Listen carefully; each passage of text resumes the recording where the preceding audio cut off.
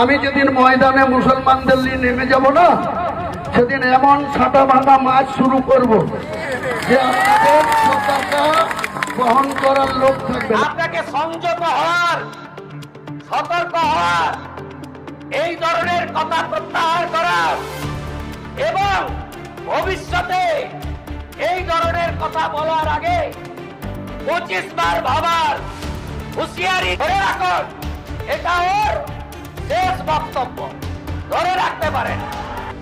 হুমায়ুন কবির বলে তার জন্য এটা বিবৃতি, আর এখানে যদি হরে কৃষ্ণ বলে তার জন্য চুপ থাকলে তাহলে মুখ্যমন্ত্রীর বক্তব্যকে সমর্থন করবো না।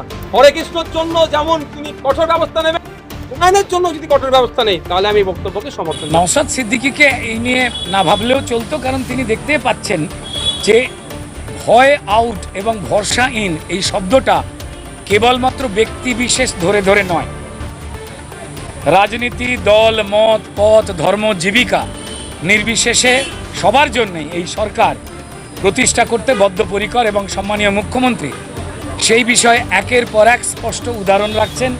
এই সরকার স্পষ্ট উদাহরণ রাখছেন। নওশাদ সিদ্দিকী ভাইকে বলবো যে একটু অপেক্ষা করুন না, দেখবেন আপনারও ভালো লাগছে। অনেক আগে আমি এই ধরনের বক্তব্যের বিরোধিতা করেছি। আমি কোনোদিন এই অফেন্সিভ বক্তব্য দিইনি, আর কোনো বক্তব্যকে আমি প্রমোট করিনি বা তাকে সমর্থন জানাইনি। হুমায়ুন কবির বলছেন যে সংখ্যালঘুদের মানে অধিকার খর্ব করা হচ্ছে, এই ব্যাপারে কি বলবেন? এটা দ্বিমত হওয়ার কোনো জায়গাই নাই। কিন্তু সংখ্যালঘুদের অধিকার খর্ব করা হচ্ছে মানে রাগ হচ্ছে, রাগের জ্বালা মিটাবার জন্য চারটে গরম গরম কথা বললে অধিকার ফিরে আসবে না। সায়েন্টিফিক ওয়েতে যেতে হবে, নির্দিষ্ট পরিকল্পনা করে এগোতে হবে। কোন জায়গা থেকে অধিকার কাটছে সেই অধিকারটা না কাটতে পারে, তার জন্য অ্যান্টিডট কি আছে। চারটে গরম কথা বললে অধিকার ফিরে চলে আসবে না।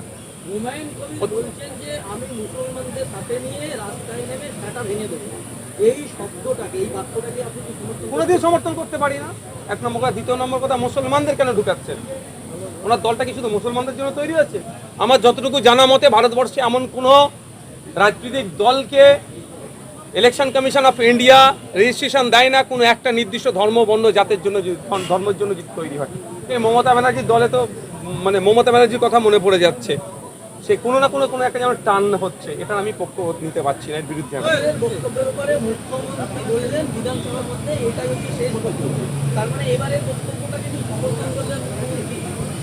দেখুন, এটা ওইরকমভাবে তিনি বলেন, যতটুকু আমি শুনেছি বলছি।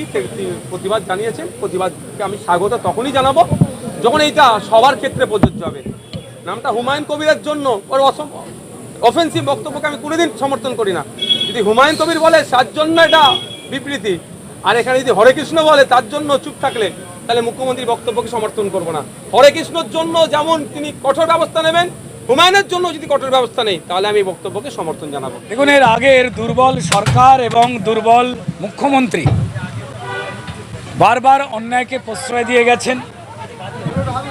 আমাদের আইন কানুন, সংবিধানের সম্মান যারা নষ্ট করছে তাদেরকে প্রশ্রয় দিয়ে গেছেন। এর আগের সরকারের কাছ থেকে বারবার আমরা এটা দেখেছি। বর্তমানে সম্মানীয় মুখ্যমন্ত্রী শুভেন্দু অধিকারী মহাশয় আজ দৃঢ় এবং স্পষ্ট ভাষায় এই সরকার যে আইনের শাসন প্রতিষ্ঠা করতে দৃঢ় এবং বদ্ধপরিকর তা কার্যত স্পষ্ট করেছেন এবং ব্যক্তও করেছেন পুরোটা। হুমায়ুন কবির মহাশয় লাগাতার ধারাবাহিকভাবে যা যা বক্তব্য রেখেছেন, যা এই সমাজ, এই রাজ্য, এই দেশ তার সম্পূর্ণ বিরোধী। কিন্তু এর আগের সরকার, মমতা বন্দ্যোপাধ্যায়ের সরকার, তাকে প্রশ্রয় দিয়ে এই অন্যায় কাজগুলো আরও দৃঢ়ভাবে যাতে তিনি করে যেতে পারেন তার বন্দোবস্ত করেছিল। আজকে সম্মানীয় মুখ্যমন্ত্রী শুভেন্দু অধিকারী স্পষ্ট করে এই পবিত্র সদনে বুঝিয়ে দিলেন যে আমাদের কারোরই কোনো অধিকার নেই। আমরা যে কোনো পেশা, যে কোনো ধর্ম, যে কোনো মতামত থেকেই আসি না কেন, এই দেশের আইনকে কলুষিত করবার, এই দেশের সংবিধানের গরিমাকে নষ্ট করবার 2টি এফআইআর হয়েছে, বাকিটা প্রতীক্ষা। এই সরকার আইনের শাসন সুনির্দিষ্টভাবে যাতে প্রতিষ্ঠা পায় সর্বস্তরে সর্বকোণায়, তার প্রতি দৃষ্টি রাখতে বদ্ধপরিকর। দেখুন, সম্পূর্ণ ভ্রান্ত কথা। আজকে সদনে সম্মানীয় মুখ্যমন্ত্রী হুমায়ুন কবিরকে নিয়ে যে স্পষ্ট কথা বলেছেন, তারপর এই ধরনের আলোচনা যারা করেন তারা হয়তো সময়ের মূল্য সঠিকভাবে দিচ্ছেন না, এক। আর দ্বিতীয় বিষয় আমরা বলতে পারি যে স্বাধীনতা মানে কিন্তু কোনটা আমরা করব না সেই বিষয়ে আর একটা দায়িত্ববোধ। যারা কন্টেন্ট ক্রিয়েটর রয়েছেন তাদের ধন্যবাদ জানাই। বহু মানুষ নানান গুরুত্বপূর্ণ বিষয় তারা তোলেন, কিন্তু কয়েকজনের একটু তড়িঘড়ি করবার জন্য তাদের সঠিক তথ্য তারা অনেক সময় পুট করতে ভুলে যান বা জানতে ভুলে যান। তাদের কাছে একটু সতর্কতা এবং দায়িত্ববোধ এক্সপেক্ট করব ব্যক্তিগতভাবে, আমি এইটুকুই বলব। নওশাদ সিদ্দিকী বলেছেন যে হুমায়ুনের জন্য এক আইন আর হরে কৃষ্ণের জন্য আলাদা আইন করলে হবে না, সবার ক্ষেত্রে যদি সমান দেয় তাহলে আমরা এর পক্ষে সমর্থন জানাবো। নওশাদ সিদ্দিকীকে এই নিয়ে না ভাবলেও চলতো, কারণ তিনি দেখতে পাচ্ছেন যে ভয় আউট এবং ভরসা ইন এই শব্দটা কেবলমাত্র ব্যক্তি বিশেষ ধরে ধরে নয়, রাজনীতি, দল, মত, পথ, ধর্ম, জীবিকা নির্বিশেষে সবার জন্যই এই সরকার প্রতিষ্ঠা করতে বদ্ধপরিকর। এবং সম্মানীয় মুখ্যমন্ত্রী সেই বিষয়ে একের পর এক স্পষ্ট উদাহরণ রাখছেন, এই সরকার স্পষ্ট উদাহরণ রাখছেন। নওশাদ সিদ্দিকী ভাইকে বলবো যে একটু অপেক্ষা করুন না, দেখবেন আপনারও ভালো লাগছে। দুটো সম্পূর্ণ আলাদা বস্তু। একটু ভালো করে পড়াশোনা করুন, আমার মনে হয় তখন আপনার সঙ্গে আরও ঘণ্টাখানেক আমি আলোচনা করবার উৎসাহ পাবো। তাদের নামে এফআইআর কোনো কিছু হয়েছে, যদি হয়ে থাকে নিশ্চয়ই পুলিশ তো বন্দোবস্ত নেবে। আসলে এত চোর হয়ে গেছে, তত পুলিশ আমাদের রাজ্যে নেই। মমতা বন্দ্যোপাধ্যায় পুলিশের চাকরি আটকে রেখে দিয়েছিলেন এবং চোরেদের সংখ্যা বাড়িয়েছিলেন। চোর ধরতে নতুন করে পুলিশের নিয়োগ হচ্ছে, আপনারা এটা জানেন।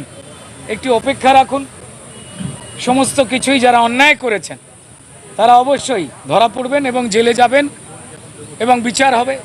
দাদা, আমরা তৃণমূল আমলে দেখেছি যে সিভিক ভলেন্টিয়াররা যারা গুন্ডারাজ বা তোলাবাজির সাথে যুক্ত হয়ে গেছিল, সেই সিভিক ভলেন্টিয়ারদের কিভাবে ধরা হবে? দেখুন, প্রত্যেকটি ব্যাপারে অনুসন্ধান হবে, শুরু হয়ে গেছে। ফলাফল দেখতে পাবেন যারা অন্যায় করেছেন বা যারা অযোগ্য, অন্যায়ের সঙ্গে জড়িয়ে।